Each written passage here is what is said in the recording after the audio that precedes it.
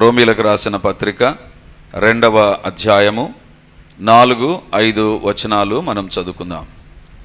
లేదా దేవుని అనుగ్రహము మారు మనసు పొందుటకు నిన్ను ప్రేరేపించుచున్నదని ఎరుగక ఆయన అనుగ్రహ ఐశ్వర్యమును సహనమును దీర్ఘశాంతమును తృణీకరించుదువా?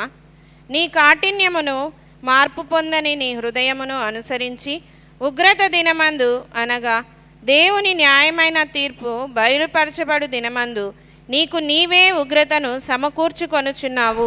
నీ కాఠిన్యమును మార్పు పొందని నీ హృదయమును అనుసరించి ఉగ్రత దినమందు అనగా దేవుని న్యాయమైన తీర్పు బయలుపరచబడు దినమందు నీకు నీవే ఉగ్రతను సమకూర్చుకొనుచున్నావు. దేవుని బిడ్డలారా, ఈరోజు రోమీలకు రాసిన పత్రిక 2వ అధ్యాయం 5వ వచనంలో ఉన్నటువంటి వాక్య భాగాన్ని మనము ధ్యానం చేయబోతున్నాం. అది కూడా చివరి పదజాలం, సమకూర్చుకొనుచున్నావు. సమకూర్చుకొనుచున్నావు. ఈ రోమా పత్రిక పౌలు రోమా అనే ప్రాంతంలో ఉన్నటువంటి సంఘానికి రాసినటువంటి పత్రిక. విచిత్రమైన విషయం ఏంటంటే, పౌలు ఎప్పుడు కూడా ఈ సంఘాన్ని దర్శించలేదు. కానీ సంఘం అక్కడ ఉంది అని విన్న తర్వాత పౌలులో ఉన్నటువంటి భారం ఏంటంటే, ఆ సంఘాన్ని నేను బలపరచాలి, ఆ సంఘాన్ని నేను ఉజ్జీవపరచాలి, ఆ సంఘాన్ని నేను ఏదో ఒక రకంగా సహాయపడాలి అనేటువంటి తలంపు కలిగినటువంటి ఉన్నతమైన భావజాలం కలిగినటువంటి వ్యక్తి. చాలా సందర్భాల్లో మనకున్నటువంటి ఒక చెడ్డ లక్షణం ఏంటి తెలుసా? చెడ్డ లక్షణం ఏంటంటే, నాకు సంబంధించింది నేను చేయాల్సింది ఏదో అదే చేస్తా, నాకు వేరొక దానికి సంబంధమే లేదు అనేటువంటి తలంపు మనం కలిగి జీవిస్తూ ఉంటాం. పౌలు ఏ రోజు కూడా రోమా అనే ప్రాంతానికి వెళ్ళి పరిచర్య జరిగించలేదు. కానీ పౌలులో ఉన్నటువంటి లక్షణం ఏంటంటే, అక్కడ దేవుని బిడ్డలు ఉన్నారు కదా, కాబట్టి వారిని నేను బలపరచాలి, వారికి నేను దీవెనకరంగా ఉండాలి, నాకు దేవుడు ఇచ్చినటువంటి కృపను వారితో కూడా నేను పంచుకుంటాను అని భావించి రాసినటువంటి ఉత్తరమే ఈ యొక్క రోమా పత్రిక. రోమా పత్రిక చాలా గొప్పదైనటువంటి అర్థాలను, లేకపోతే భావాన్ని, లేకపోతే సువార్తను అందించేటువంటి పత్రిక. బైబిల్ పండితులు ఏమంటారంటే, రోమా పత్రిక ఇది కొత్త నిబంధనలో కనబడేటువంటి సువార్తల పత్రికల్లోకెల్లా శ్రేష్టమైనటువంటిది అని భావిస్తారు. ఎందుకంటే అనేకమైన నిగూఢమైన సత్యాలు ఈ యొక్క రోమా పత్రికలో మనం సుస్పష్టంగా గమనించగలం. అందుకే స్వచ్ఛమైన సువార్త అనేటువంటిది డైరెక్ట్గా అందించబడినటువంటి ఏకైక పత్రిక రోమా పత్రిక. అంత మాత్రమే కాదు, కానీ క్రైస్తవ విశ్వాసానికి సంబంధించిన అతి ప్రాముఖ్యమైన సమాచారాన్ని, విశేషాలను తెలియజేసే పత్రిక రోమా పత్రిక. చాలా లోతైనటువంటి మాటలు అందులో ఉంటాయి. చాలా నిగూఢమైన అర్థాలు కలిగినటువంటిది రోమీలకు రాసిన పత్రిక. ఇంకొకటి ఏంటంటే, ఈ రోమా పత్రిక చదువుతున్నప్పుడు ఒక క్రైస్తవుడు ఎలా ఉండాలి అనేటువంటిది తెలిసిపోతుందండి. దేవుని బిడ్డ ఉండవలసిన జీవిత విధానం ఏంటిది?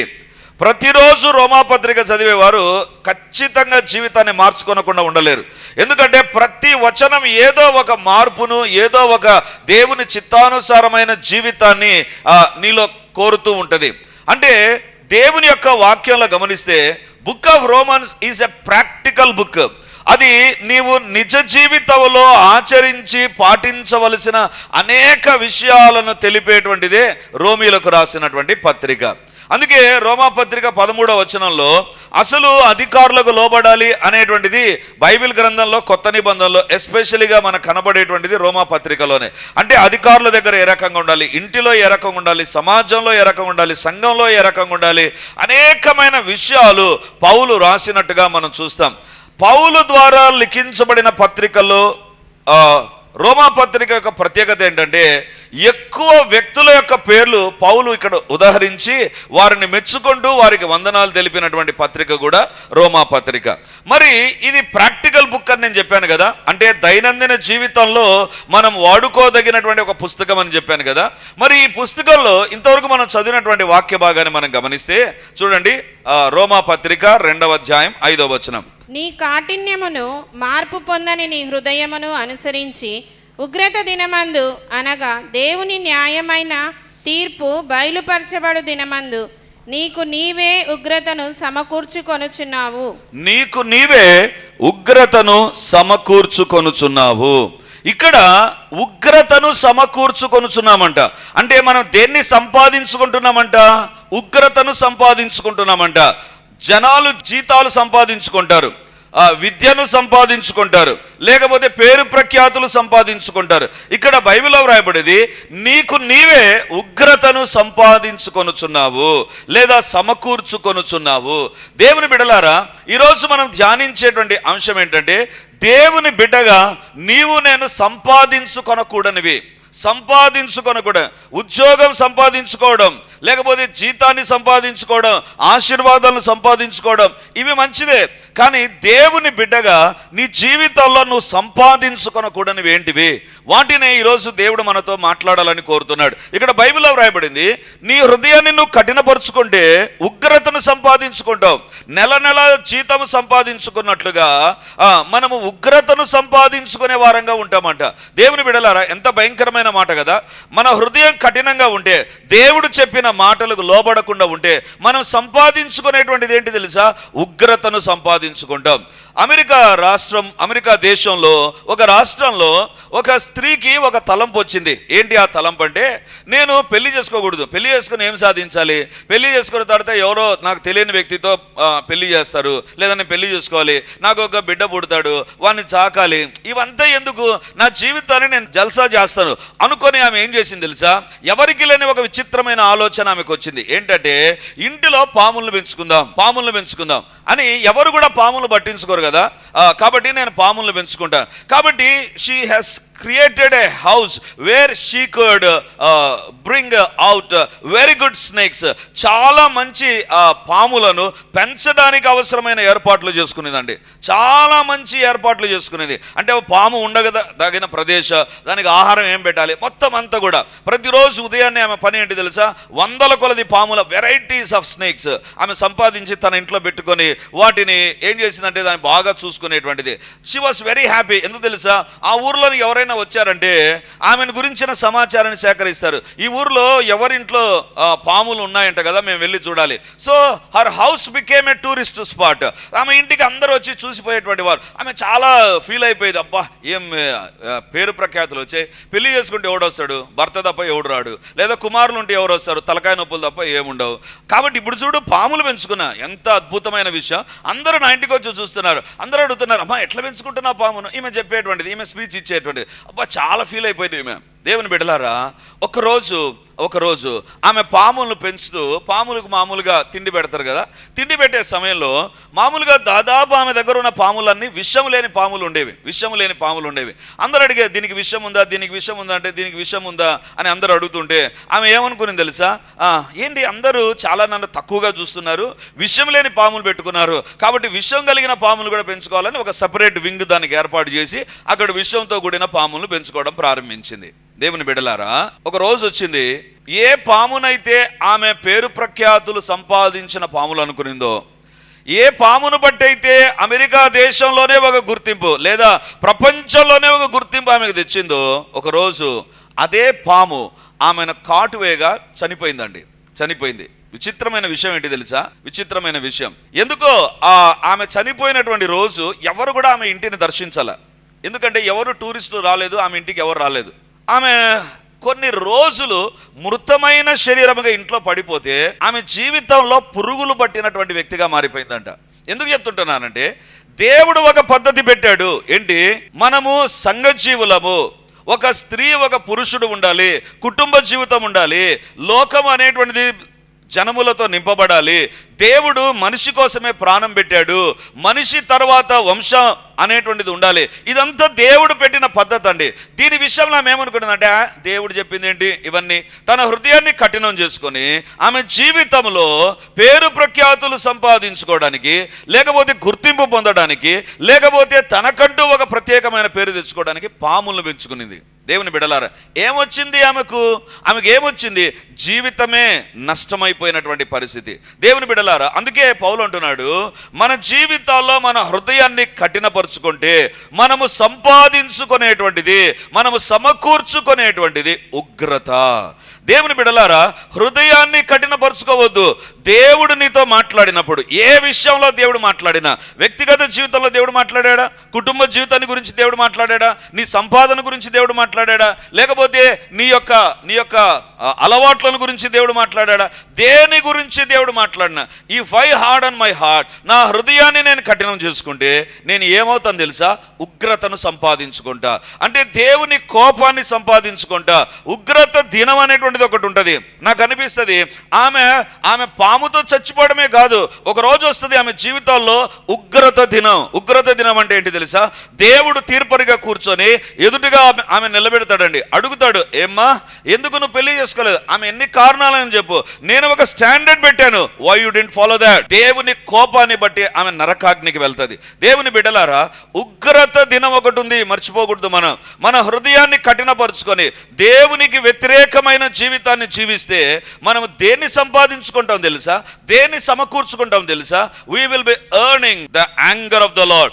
దేవుని యొక్క కోపాన్ని సంపాదించుకునే వారంగా ఉంటాం. ఈరోజు వాక్యాన్ని వింటున్నటువంటి దేవుని బిడ్డ, నీవేమైనా దేవుని వాక్యాన్ని విషయంలో, దేవుని అనుసరించే విషయంలో still if you are hardening your heart, నీ హృదయాన్ని నువ్వు కఠినపరుచుకుంటూ ఉంటే, నీ హృదయాన్ని నువ్వు పర్వాలేదులే, మామూలేలే, ఇది ఇంతేలే, నీ జీవితాన్ని నువ్వు వేరొక రకంగా చర్చికి వస్తూ వాక్యం వింటూ కూడా నీ జీవితాన్ని సరి చేసుకోనకపోతే వచ్చే నష్టం ఏంటి తెలుసా? బైబిల్లో వ్రాయబడింది, నీకు నీవే ఉగ్రతను సమకూర్చుకొనుచున్నావు.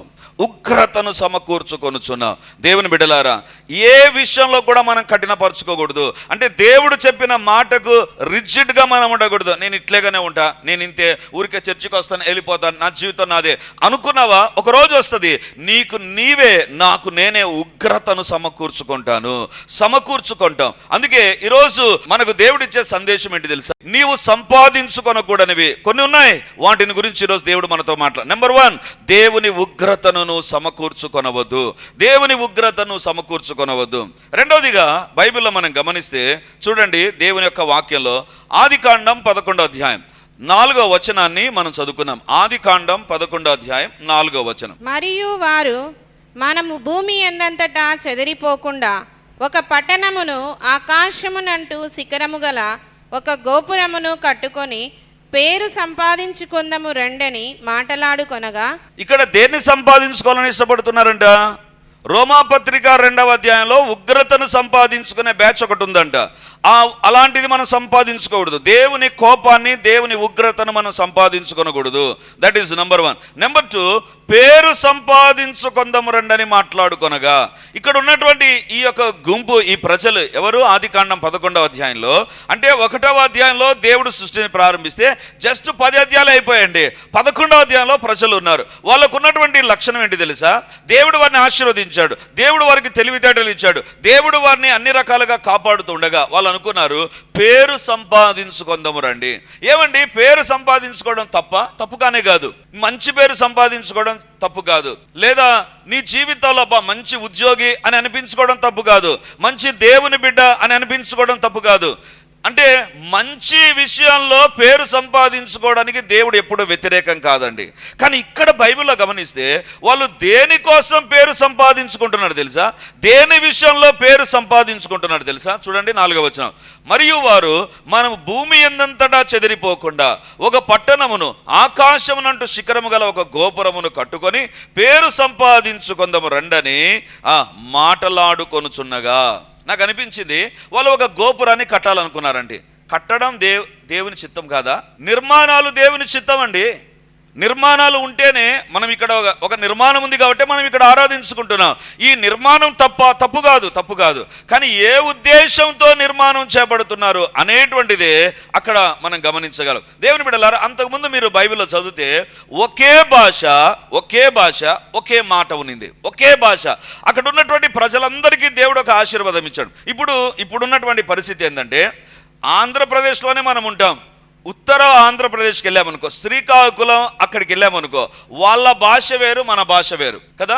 మనం ఏమంటామండి, కడప పల్లెటూరులోనికి వెళ్తే ఏమంటారో తెలుసా? మునంగా కడుపుని వస్తుంది అంటారు. వాళ్ళు చూసి పట్టుకుని అవుతారు. ఏంది మునంగ? ఏంటి మునంగ అంటే మనకు చాలా నొప్పిందని చెప్పడానికి మన ప్రాంతంలో వాడేటువంటిది మునంగ. కానీ వాళ్ళకి అది చాలా అర్థం కాని పదం. వాళ్ళు ప్రతిదానికి హాయ్ హాయ్ హాయ్ అంటారు. ప్రతిదానికి వాళ్ళు ప్రతి పదానికి హాయ్ బాగున్నారండి అంటారు. మనం హాయ్ అనం. అంటే నేను అనేటువంటిది ఒకే భాష ఆ దినాల్లో ఉన్నది. అందరూ ఒకే భాష మాట్లాడుతుంటే దేర్ వాజ్ ఎ బ్లెస్సింగ్. అందరూ ఒకే రకంగా. ఎప్పుడైనా నాకు ఆ శ్రీకాకుళం ఆ పక్క నుంచి ఫోన్ వచ్చిందంటే చాలా జాగ్రత్తగా వింటాను. చాలా ఇంక ఈ చెవు కూడా మూసుకుంటాను ఈ పక్క. ఎందుకు తెలుసా? వాళ్ళు చాలా ఫాస్ట్గా మాట్లాడతారు. వాళ్ళ పదజాలం అంతా కనుక్కోవడం కష్టం అండి, కష్టం.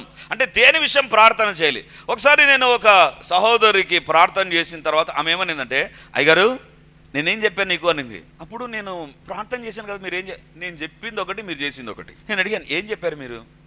మళ్ళీ చెప్పిందండి. మళ్ళీ అర్థం కాలేదు. నేను ఏదో జనరల్ ప్రార్థన చేస్తే ఆమె నింది లేదు మీకు మా భాష అర్థం కావడం లేదు కదా. అవునమ్మా చాలా ఫాస్ట్గా మాట్లాడుతున్నారు మీరు, మనం చాలా స్లోగా మాట్లాడతాం, వాళ్ళు చాలా ఫాస్ట్గా ఉంటుంది. నేను అన్నాను నాకు అర్థం కావడం కష్టంగా ఉంది. అప్పుడు వాళ్ళ కుమారునికి ఇస్తే ఆ కుమారుడు మాట్లాడితే అప్పుడు అర్థమైంది నాకు. ఆ పెద్ద ఆమె మాట్లాడుతుంటే ఎంత ఫాస్ట్గా ఉందంటే అంత ఫాస్ట్గా ఉంది. కానీ ఆ దినాల్లో ఒకే భాష. దేవుడు వారికి ఒక ఆశీర్వాదం ఇచ్చాడు. ఎవరు మాట్లాడినా ఇంకొక వ్యక్తికి ఈజీగా అర్థమైపోతుంది. అంటే ఒక ఆశీర్వాదాన్ని దేవుడు ఇస్తే ఆ ఆశీర్వాదాన్ని వాళ్ళు ఏం చేశారు తెలుసా? దుర్వినియోగం చేస్తున్నారు. ఒకే భాష ఒకే మాట తీరు ఉంటే వాళ్ళు అనుకున్నారు అందరం కలిసి ఉన్నాం కదా, ఇప్పుడు కలిసి ఒక గోపురాన్ని నిర్మిస్తాం. దేవుడు అంటున్నాడు మీరు ఇలా విస్తరించాలి, మీరు భూమిని నిండించాలి. ఆదాముతో దేవుడు చెప్పిన మాట, మీరు ఆయా ప్రాంతాలకు వెళ్ళి నివసించండి, భూమిని నిండించండి, ఇది విస్తారమైన భూమిని ఇచ్చినాను. దేవుడు వారికి ఏమి ఇచ్చాడంటే ఒకే ఒక భాష ఒకే భాష ఒకే మాట ఇస్తే ఆ ఆశీర్వాదాన్ని వాళ్ళు దుర్వినియోగం చేసి ఏమంటున్నాడు తెలుసా? పేరు సంపాదించుకుందాం రండి. వాళ్ళు దేవుని ప్రేమను సంపాదించుకుందాం, దేవుని కాపుదలను సంపాదించుకుందాం, దేవుని భద్రతను సంపాదించుకుందాం, దేవుని అది కాదు, పేరు సంపాదించుకుందాం రండి. దేవుడు ఎట్లా ఉంటాడు? మనం కలగజేసిన దేవుడు మనం చూసుకోకుండా ఉంటాడా? ఉంటాడు దేవుడు. కానీ మనకు పేరు లేదు. దేవుని బిడ్డలారా, దేవుని బిడ్డ జీవితంలో ఉండేటువంటి భయంకరమైనటువంటి ఒక సంపాదన ఏంటి తెలుసా? ప్రతి దాంట్లో నేనేంటి, నాకేముంది, నాకు గుర్తింపు ఉందా, నాకు పేరు ప్రఖ్యాత వచ్చాయా, నన్ను గుర్తిస్తున్నారా, నాకు స్థానం ఉందా, ఇది ఎప్పుడైతే నీ జీవితంలోనికి వస్తుందో గుర్తుంచుకో, నీవు సంపాదించుకునేది ఏంటి తెలుసా? నువ్వు సంపాదించుకునేటువంటిది ఏంటి తెలుసా? దేవునికి సంబంధించిన సాతానుకు సంబంధించుకునేది. ఎందుకు తెలుసా? పరలోకంలో ఒక రోజు దేవుడు కూర్చొని ఉండగా, సింహాసనాసనుడై కూర్చొని ఉండగా, దేవదూతలందరూ ఆయన స్తుతిస్తూ ఉండగా, లూసిఫర్ కూడా ఒక ప్రకాశమానుడైనటువంటి దూత అని చూశాడు. అంత దూరం నుంచి దేవుని చూశాడు. అరే అందరూ దేవుని స్తుతిస్తున్నారు, ఇన్ని వేల సంవత్సరాల నుంచి గమనిస్తున్నారు, దేవునే స్తుతిస్తుంటున్నారు. ఎప్పుడు దేవుడేనా అక్కడ కూర్చోవలసింది, ఇంకెవరు కూర్చోకూడదా? ఒక తలంపు వచ్చింది. దేవుని బిడ్డలారా, ఆ రోజు తాను సంపాదించుకున్నటువంటిది ఏంటి తెలుసా? దేవుని యొక్క దూతగా, దేవుని యొక్క కెరూబుగా ఒక మహిమను ఒక ఘనతను దేవుడు తనకిస్తే దాన్ని కాదని వేరొక దాన్ని సంపాదించుకోవడానికి రెడీ అయిపోయాడు. ఈరోజు నీ జీవితంలో దేవుని బిడ్డగా ఒక మాట అడుగుతుంటున్నా, దేవుని సేవకునిగా ఒక ప్రశ్న వేస్తుంటున్నా, దేవుడు నీకు ఇచ్చిన ఆశీర్వాదం ఉపయోగించి ఏమైనా లోక సంబంధమైన వాటిని సంపాదించుకోవడానికి నువ్వేమైనా ప్రయత్నం చేస్తున్నావా? నీ జీవితంలో దేవునికి మహిమ తెచ్చే జీవితం కాకుండా నిన్ను కనబరుచుకోవాలి, నీవు గుర్తుండాలి, నేనుండాలి, అన్నిట్లో నా ప్రాధాన్యతను నా మాటే చెల్లాలి, నేనే. దేవుడు అంటాడు మెల్లిగా దేవుని ప్రక్కన పెట్టి దేవుని స్థానంలోనికి మనం వస్తాం. అందుకే దేవుడు తానే దిగి వచ్చి వాళ్ళ భాషలను తారుమారు చేసేసాడు. ఈరోజు వాళ్ళు అనుకున్నారు పేరును సంపాదించుకుందాం, దేవుడు నాకు ఇచ్చిన ఒక ఆశీర్వాదాన్ని ఉపయోగించి ఒకే భాష ఒకే మాట దాన్ని ఉపయోగించుకొని వేరొక దాన్ని సంపాదించుకోవడానికి చూశారు. దేవుని బిడ్డలారా, ఈరోజు మన జీవితంలో అలాంటి జీవితం ఏమైనా గడుపుతున్నామా? దేవుడు నీకు ఒక కుటుంబ జీవితాన్ని ఇస్తే, దేవుడు నీకు ఒక ఉద్యోగాన్ని ఇస్తే, దేవుడు నీకు ఒక పేరు ప్రఖ్యాతులను ఇస్తే దాన్ని ఆధారం చేసుకొని వేరొక రకంగా జీవించడానికి మన జీవితం ఏమైనా తయారైపోతుందా? పరీక్షించుకుందాం. ఈరోజు దేవుడు మనతో మాట్లాడుతున్నాడు. ఎప్పటికీ నా జీవితంలో నేను ఇష్టపడే అతి శ్రేష్టమైన వాక్య భాగం నా ప్రార్థనలో కూడా కనపడుతుంటుంది. ఏంటి తెలుసా? 115వ కీర్తన మొదటి వచనం. మాకు కాదు యెహోవా, మాకు కాదు, నీ కృపా సత్యములను బట్టి నీ నామమునకే మహిమ కలుగునుగాక. మాకు కాదు యెహోవా, మాకు నీ నామమునకే, నీ కృపా సత్యములను బట్టి నీ నామమునకే మహిమ కలుగునుగాక. నీ కృపా సత్యములు బట్టి నీకు మహిమ కలుగునుగాక, మాకు కాదు. దేవుని బిడ్డలారా, ఎప్పటికీ ఇదే మన మోటోగా ఉండాలి, ఇదే మన గురిగా ఉండాలి. మనకు కాదు, మాకు కాదు యెహోవా, మాకు కాదు, ఎప్పటికీ నీకే ఘనత ప్రభావాలు కలుగుతూ ఉండాలి. అంటే దేవుడు మన జీవితాల్లో అత్యున్నతమైన స్థానంలో ఉండాలి, దేవుని తర్వాత స్థానంలో మనం ఉండాలి. కానీ ఆయా సందర్భాల్లో దేవుని స్థానం కూడా మనమే తీసుకుంటాం. దీనికి కారణం నేను కదా, నేను చేశాను కదా, నన్ను బట్టే కలుగుతుంది కదా, నేను లేకపోతే ఏమవుతుంది అని ఎక్కడైనా ఏ విషయంలో అనుకున్నావా? నువ్వు ఏం సంపాదించుకుంటున్నావు తెలుసా? ఇదిగో ఆదికాండం 11వ అధ్యాయంలో ఈ గుంపు సంపాదించుకున్నటువంటి 4వ వచనంలో పేరు సంపాదించుకుందాము. ఎక్కడో ఒక చోట నీ మనసులో ఒకటి కలుగుతూ ఉంటుంది, నాకు రావాల్సిన గుర్తింపు రాలి, నాకు రావాల్సిన గుర్తింపు రాలి, నాకు రావాల్సిన గుర్తింపు రాలి. ఒకానొక సందర్భంలో నేను ఆయా సందేశాలు నేను వింటూ ఉంటాను. సో ఒకరోజు నాకు అనిపించింది ఏదో ఒక సందేశం ఈరోజు వినాలి, కొద్దిసేపు అన్న వినాలి, ఎందుకంటే నాకు కూడా ఆత్మీయ ఆహారం కావాలి కదా అని నేను ఒక సందేశాన్ని వింటూ, సందేశం అయిపోయిన తర్వాత మామూలుగా క్లోజ్ చేయకముందు అక్కడ ఒక సాక్ష్యం వచ్చిందండి. సాక్ష్యం వస్తున్నా కానీ నేను ఆ సాక్ష్యాన్ని కూడా వింటున్నాను. అబ్బా సాక్ష్యం కదా, ఎవరు సాక్ష్యం? చూస్తే వాళ్ళు మన పరిచర్యకు వచ్చినటువంటి వాళ్ళు. అక్కడ చూశాను, అరే ఏంటి సాక్ష్యం చెప్తున్నారే, సరే ఏం సాక్ష్యం విందామంటే, ఇక్కడికి వచ్చి ఏ మేలు పొందారో అది పోయి ఆడ చెప్తున్నారు. ఎప్పుడైతే ఇది విన్నానో నాకు చాలా బాధేసిందండి. ఏంటి వీళ్ళు ఇక్కడికి వచ్చి ప్రార్థన చేయించుకొని దీవించబడి సాక్ష్యం చెప్పకుండా వేరే సంఘానికి వెళ్ళి అక్కడ సాక్ష్యం చెప్తుంటున్నారు, ఇక్కడ కదా వాళ్ళు రావాల్సింది అనేటువంటి తలంపు కలిగి ఆ సెల్ మూసేసి ఏంటిది, నేను ప్రార్థన చేసే కదా, నేను వీరి కోసం ప్రార్థన చేశాను కదా, కానీ వేరే చోటకి వెళ్ళి వీరు సాక్ష్యం చెప్తున్నారేంటి, వేరొక చోట కనబడుతున్నారేంటి అని చాలా బాధపడ్డారు. 1 గంట సేపు అదే బాధ. ఏంటిది ఇంత వేస్ట్ క్యాండిడేట్స్, ఇదే యాజ్ ఇట్ ఈస్ నేను అనుకుని మాట్లాడుతున్నాను మీతో. ఏంటి ఇంత వేస్ట్ క్యాండిడేట్స్గా ఉంటారేంటి, అసలు కనీసం వాళ్ళ జీవితంలో అద్భుతం పొందింది చెప్పలేదు, అదిగా సరిగదా, వేరే ప్రాంతంలోకి వెళ్ళి వేరే సంఘంలో ఈ మేలు పొందారని చెప్తున్నారేంటి. మధ్యాహ్నం భోజనం చేయబుద్ధి కాలేదు, ఏదో కొంచెం భోజనం చేశాను. రెజినా అడిగింది, ఏమండి అలా ఉన్నారు? ఏం లేదు, ఎందుకో చాలా మనసు కష్టంగా ఉంది. వెళ్ళి మధ్యాహ్నం అలా మంచం మీద పడుకొని, ఏంటి వీళ్ళు ఇట్లా అయిపోయారే. అప్పుడు దేవుని యొక్క ఆత్మ నాతో మాట్లాడుతున్నాడు, సుధీర్ దాంట్లో నువ్వు ఏం చేసావు? అద్భుతం జరిగింది, కరెక్టే. ఏంది ప్రభువా? ప్రార్థన చేశాను కదా. ఏ పేరు మీద చేసావు ప్రార్థన? సుధీర్ అనే పేరు మీద చేసావా? లేదు, నీ నామం అందే చేశాను. ప్రార్థన ఎవరు ఆలకించారు? మీరే ప్రభువా. జవాబిచ్చింది ఎవరు? మీరే ప్రభువా. అద్భుతాన్ని జరిగించింది ఎవరు? మీరే ప్రభువా. అప్పుడు దేవుడు అన్నాడు, నీ రోల్ ఏంటి ఇక్కడ? నువ్వు కాకపోతే ఇంకొకడు ప్రార్థన చేస్తాడు. మొత్తం ప్రయారిటీ అంతా నాది కదా, ఇంపార్టెన్స్ అంతా నాది కదా, వాళ్ళు ఎక్కడ సాక్ష్యం చెప్తే ఏంటి? అప్పుడు అనిపించింది, ఓహో దేవా, నా జీవితంలో కూడా పేరు సంపాదించుకోవాలనే గుర్తింపే కదా. దేవుని బిడ్డలారా, మన జీవితంలో ఎక్కడో తెలియని ఒక ఏరియాలో ఇది ఉంటుందండి, నాకు గుర్తింపు, నన్ను గుర్తించాలి. దేవుని బిడ్డలారా, దేవుని బిడ్డగా నువ్వు సంపాదించుకొనకూడదు ఏంటి తెలుసా? దేవునికి రావాల్సిన మహిమ దేవునికే చెందాలి.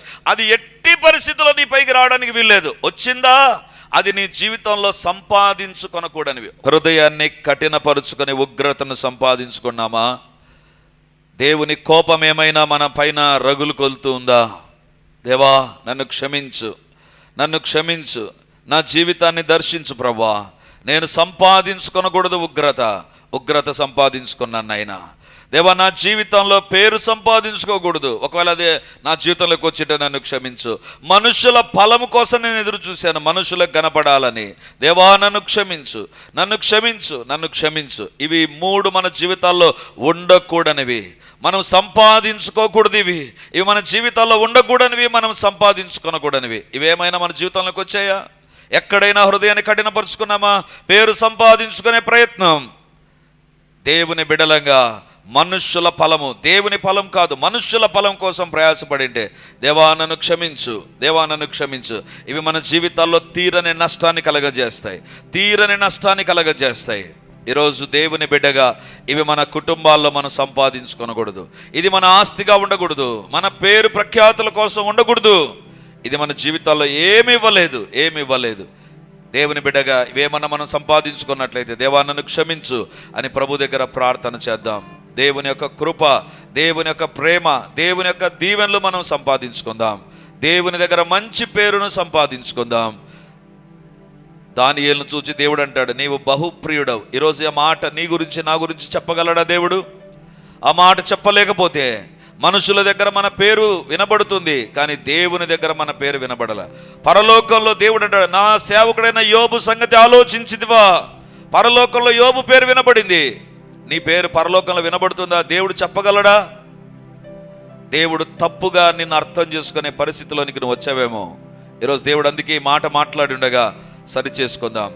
దేవుని బిడ్డ సంపాదించుకొనకూడనివి ఈ 3: ఉగ్రతను, పేరు సంపాదించుకోవడం, మూడవదిగా మనుషుల ఫలము సంపాదించుకోవడం. ఇది ఎప్పటికీ మనకు దూరంగానే ఉండాలి. ప్రభు దగ్గర ప్రార్థన చేద్దాం. గొప్ప దేవా, నీకు వందనాలు, మీకు స్తుతులు, స్తోత్రాలు, మహిమ, ఘనత, ప్రభావాలు చెల్లించి కీర్తిస్తుంటున్నాం. రాజాది రాజువు, నిత్యుడవైన దేవుడవు, సత్యవంతుడవునైనా మా జీవితాలను చూస్తూ మాతో మాట్లాడుతున్న దేవుడవు నీవే ప్రభా. నీకే వందనాలు, మీకే స్తుతులు, స్తోత్రాలు చెల్లిస్తూ కీర్తిస్తుంటున్నాం నాయన. ఈ యొక్క సమయంలో మీరు మాతో మాట్లాడిన మీ శ్రేష్టమైన మాటను బట్టి వందనాలు. మేము తప్పుడు వాటిని సంపాదించుకొనకూడదు, కీడు చేసే వాటిని సంపాదించుకోనకూడదు అని ఈరోజు మాతో మీరు స్పష్టంగా మాట్లాడారు ప్రభా. దేవా, ఏదైనా సంపాదించుకొనకూడనివి మా జీవితాల్లో మేము సంపాదించుకుంటూ ఉంటే మన్నించండి. మీ శిలువ రక్తం మమ్మల్ని కడుగునుగాక. యేసయ్యా, మీ శిలువ రక్తం మమ్మల్ని కడుగునట్లుగా సహాయం చేయండి. పరిశుద్ధుడా, మీ రక్తం మమ్మల్ని కడగండి. ఉగ్రతను మేము సంపాదించుకొని ఉంటే మా హృదయాన్ని కఠినపరుచుకొని, మా హృదయము వాక్యానికి లోబడకుండా మా ఇష్టానుసారంగా మా కోరికల ప్రకారం మేము ప్రవర్తిస్తూ నీ ఉగ్రతను మేము సంపాదించుకొని ఉంటే నాయనా మన్నించండి. మీ శిలువ రక్తం మమ్మల్ని కడుగునుగాక. మీ శిలువ రక్తం మమ్మల్ని కడుగునుగాక. యేసయ్యా, మీ శిలువ రక్తం మమ్మల్ని కడుగునుగాక. పరిశుద్ధాత్మ దేవా, మీ శిలువ రక్తములోనికి మమ్మల్ని నడిపించండి ప్రభా. యేసే రక్తము దగ్గరికి మమ్మల్ని నడిపించండి. మా నిజ స్వరూపాలు మేము కడుక్కుందుము గాక, కడుగబడును గాక మా జీవితాలు నాయన. దేవా, పేరు సంపాదించుకోవాలి, మనుషుల ఫలము సంపాదించుకోవాలని కాకుండా నాయన, దేవా నీ ద్వారా గుర్తించబడాలి, నీ ఫలం కావాలి నాయన. ఇది మాకు దయచేయండి, ఇది మా కుటుంబాలకు దయచేయండి, మా బిడ్డలకు దయచేయండి, మా పరిచర్యకు దయచేయండి. మేము ఒక్కొక్కరము తండ్రి నీ ద్వారా గుర్తించబడాలి, నీ ఫలం మేము పొందుకోవాలి ప్రభా. అప్పుడే మా జీవితాల్లో తృప్తి, ఆశీర్వాదం, యుగ యుగముల దీవెనలు మాకుంటాయి నాయన. యుగ యుగముల ఆశీర్వాదాలు ఉంటాయి. మిగిలినవన్నీ తాత్కాలికమే అని మాతో మాట్లాడారు ప్రభా. మా జీవితాలను ఎప్పటికీ 3 విషయాల్లో జాగ్రత్త వహించి సరి చేసుకునే కృపను దయచేయమని నజరేయుడైన యేసు నామమందు ప్రార్థించి అడిగి పొంది ఉంటున్నాము తండ్రి. ఆమేన్, ఆమేన్, ఆమేన్, ఆమేన్.